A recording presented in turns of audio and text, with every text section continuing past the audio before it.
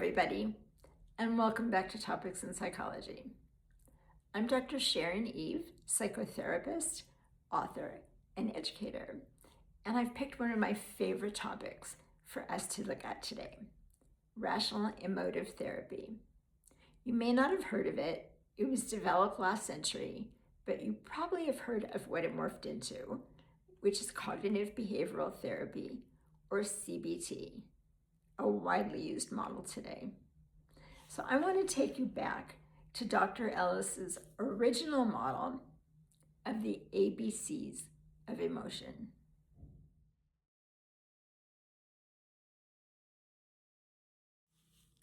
Albert Ellis's ABCs of emotion goes something like this. A is the activating event, the thing that happens that we're having a response to. And then we skip over to C, which are the consequences. They might be emotional consequences or behavioral consequences.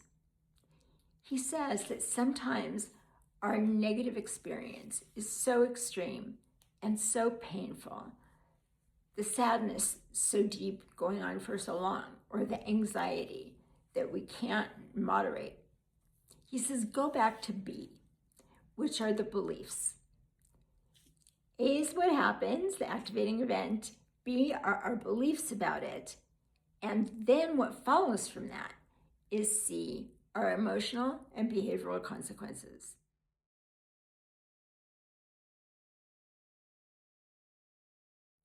So he divides them into rational and irrational beliefs. And let me give you some examples of irrational beliefs and how we could challenge them and change them.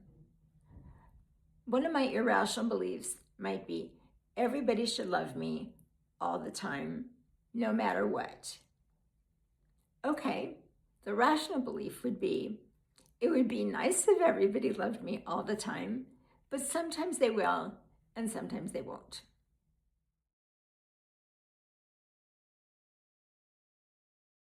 Another example would be that everything must be a certain way. Well, it might be that way, or it might not be that way.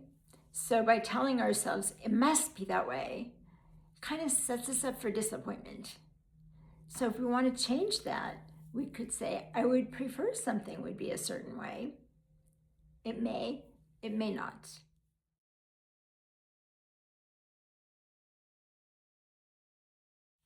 So Dr. Ellis points to certain words that are indicative of an irrational belief that we can change into a rational belief.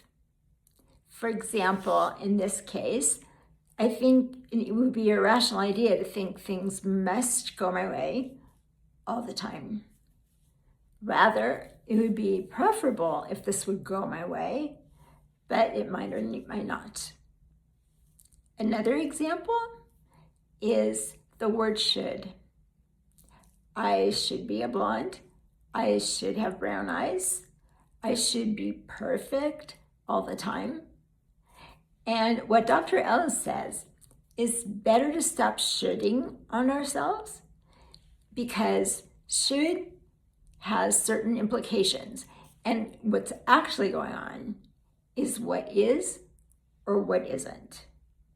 So if I have a should, I should have blonde hair. I can go back and challenge that irrational belief that it might be nice if I had blonde hair, but I'm silver now.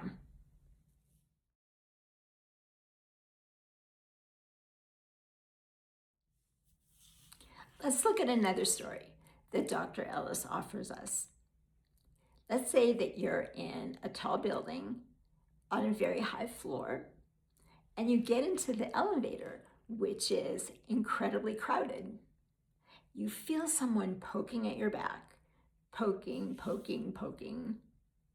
And with every poke, you find that you get more angry.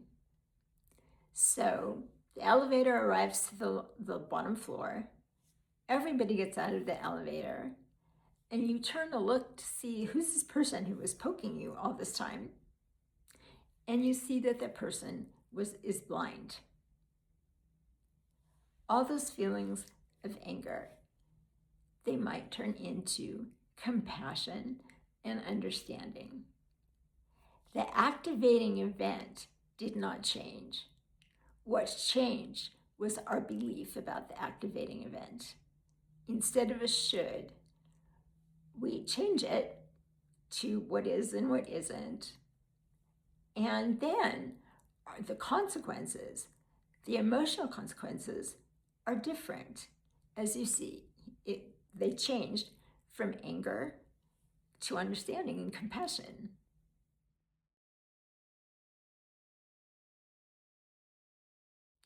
Another example of an irrational belief has to do with being perfect or things needing to be a certain way all the time. As we talked, there are words that we can change there. So he gives an example of someone experiencing shame. Too ashamed to ask someone out on a date, too ashamed and feeling inadequate, fill in the blank.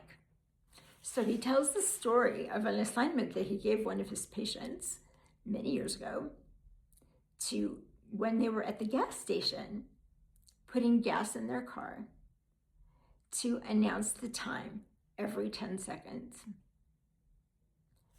People would look at him and think that's odd. But the lesson there is that even though he might feel ashamed, he won't die of it. It'll be unpleasant, but he'll manage through it.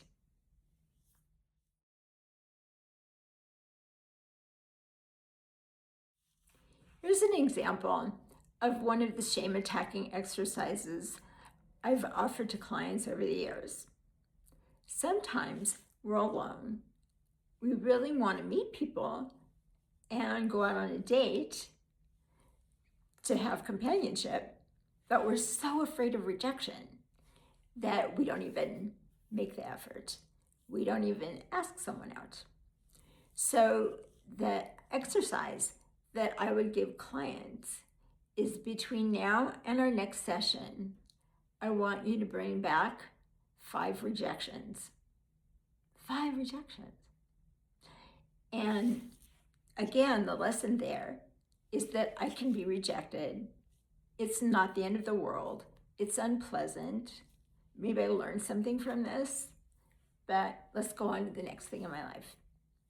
So when I've asked people to bring in 5 or 10 rejections, almost always, at least one of those rejections was not a rejection, but a yes.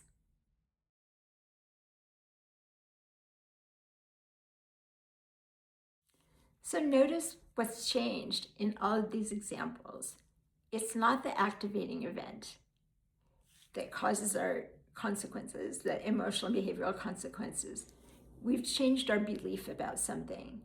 Sometimes it can alleviate pressure.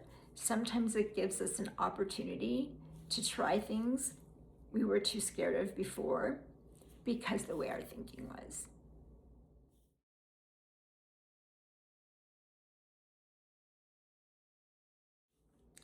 Perfectionism can fall into that category of irrational beliefs. If we feel like we need to be perfect at everything, or perfect doing some kind of job or task, it may be perfect, it may not. But if we pressure ourselves that it must be perfect, that can influence us even participating. We're so afraid of failure that we don't even participate. And so if you actually take the risk that, oh, it would be nice if I'd be perfect doing this, but I'm going to do the best I can. And whatever that is, that consequence, I'll manage with.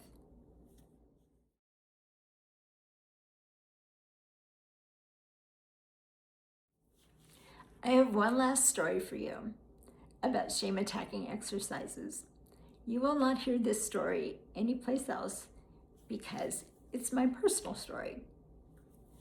Back in the early 80s, the Institute for Rational Emotive Therapy in New York, very big there, they decided to open a small office in Los Angeles where I lived. they offered a training in rational emotive therapy, so I was a big yes for that. Even though I was young, I finished my bachelor's, hadn't started graduate school or seeing clients yet, but they let me participate anyway with all the other therapists that were there. We would work with clients, fellow students, using the RET model, and then we would get feedback. It was then time for lunch. We all went to lunch together, including Dr. Ellis. We each took on a shame attacking exercise, just at that moment, to put it into reality. So one of the fellows, when we went to the restaurant, before he sat in his seat, he did 10 push-ups on the floor in the middle of the restaurant.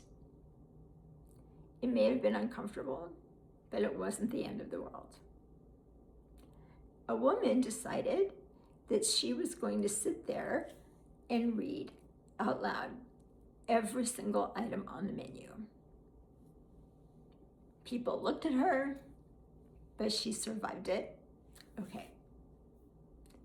Those things for me would not be that scary. My shame works in a little different way. My fear of rejection works in a little different way. So I had to find a shame attacking exercise for me.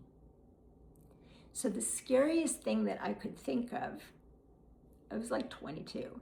The scariest thing I could think of would be to ask Albert Ellis out on a coffee date. So after lunch, when we were all standing in line at the cash register to pay our bill, one by one, Dr. Ellis was standing next to me, and I got really brave, and I asked him if we could have coffee after the end of the evening program at 10 o'clock. He said that after that, he had an interview, a radio interview to do, but that I was welcome to come by and we could have coffee and a chat. I was terrified the whole rest of the day. What am I going to talk to him about? He's Albert Ellis, and I just finished a bachelor's degree. So what ended up happening was I got to have a conversation with one of my greatest teachers. Had I not been brave to put myself out with the possibility of rejection, that never would have happened. So that's one of my favorite stories that you won't hear anyplace else.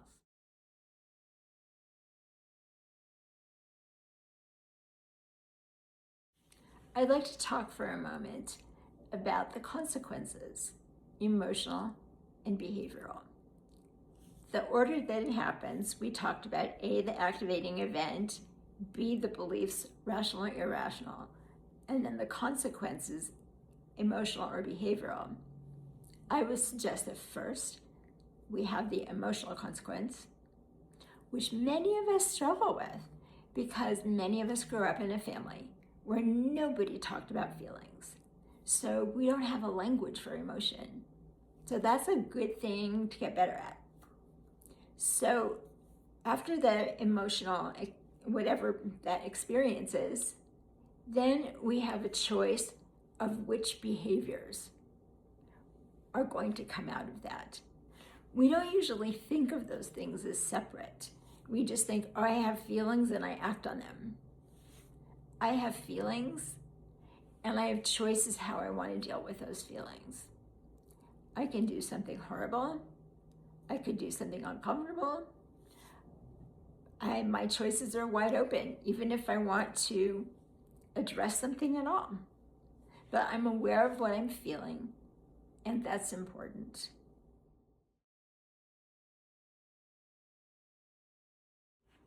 I want to say a few words about the emotional and behavioral consequences that follow from the activating event and our beliefs about it. Consequences can be emotional and behavioral. My sense is that first we feel the emotion and then we go into whatever behavior we're going to do. The reality is we can choose the behaviors that come out of a particular feeling. I can be scared and just try to make myself safe. I can be scared and start screaming at you. Which one's going to give me a better outcome?